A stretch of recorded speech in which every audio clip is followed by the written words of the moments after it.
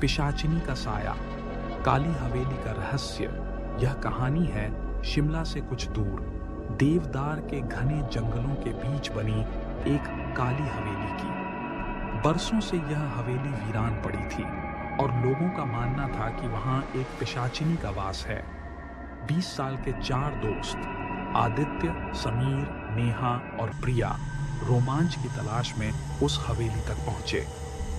रात गहरा चुकी थी और अमावस्या की काली रात में हवेली किसी विशालकाय प्रेत की तरह दिख रही थी।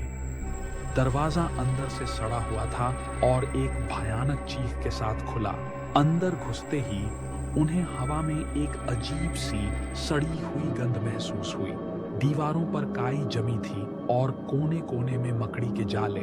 जैसे ही आदित्य ने अपना टॉर्च ऊपर की ओर किया, एक पुरानी तस्वीर पर रोशनी पड़ी। यह एक बहुत ही सुंदर मगर उदास आंखों वाली महिला की तस्वीर थी, जिसके गले में एक मोटी पुरानी रुद्राक्ष की माला थी। तभी प्रिया फुसफुसाई, मुझे लगता है कि यहाँ कोई है। समीर हंसा, अरे ये बस चूहे होंगे। लेकिन अगले ही पल ऊपर की मंजिल से पायल की धीमी तालबद्ध आवाज आई, छन छन छन छन। ये आवाज किसी चलती हुई आत्मा की तरह थी जो तेजी से उनके नजदीक आ रही थी।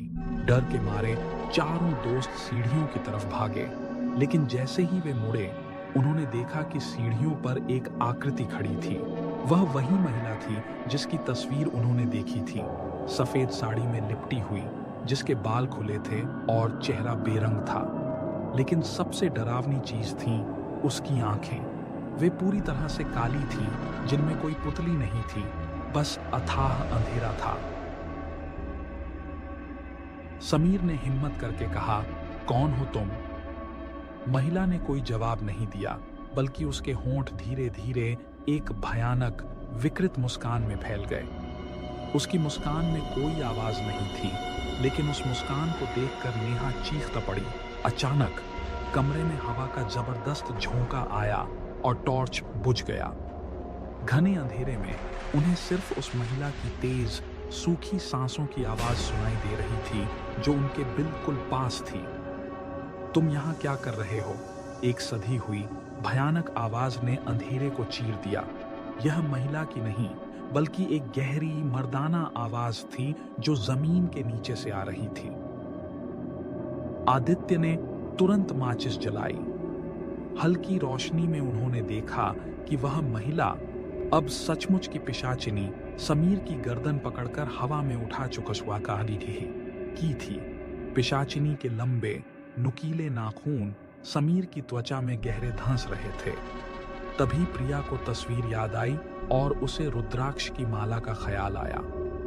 उसने कांपते हाथों से अपनी जेब में रखा हुआ छोटा सा चांदी का हनुमान यंत्र निकाला और पिशाचिनी पर फेंक दिया। जैसे ही यंत्र पिशाचिनी के शरीर से टकराया, उसका शरीर धुएं की तरह जलने लगा। उसने एक भयानक अमानवीय चीख निकाली और समीर को जमीन पर फेंक दिया। पिशाचिनी चिल्लाई, यह मेरा घर है, तुम नहीं बचोगे।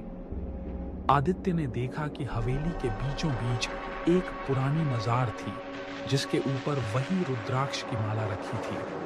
उन्हें एहसास हुआ कि यह पिशाचिनी इस माला से बंधी हुई है। आदित्य तेजी से मजार की ओर लपका और उस रुद्राक्ष की माला को उठाकर अपनी जेब में रख लिया। जैसे ही उसने माला को छुआ, पिशाचिनी का पूरा शरीर एक नीली लपट में बदल गया और वह दीवार में समा गई। हवेली कांपने लगी और फिर सब शांत हो गया। डर के मारे चारों दोस्त बिना पीछे मुड़े उस काली हवेली से बाहर भागे। अगले दिन सुबह की धूप में उन्होंने तय किया कि वे कभी किसी वीरान जगह पर रोमांच की तलाश में नहीं जाएंगे। काली हवेली का रहस्य हमेशा के लिए दफन हो गया और वे चारों उस रात की डरावनी पिशाचिनी को कभी नहीं भूल पाए।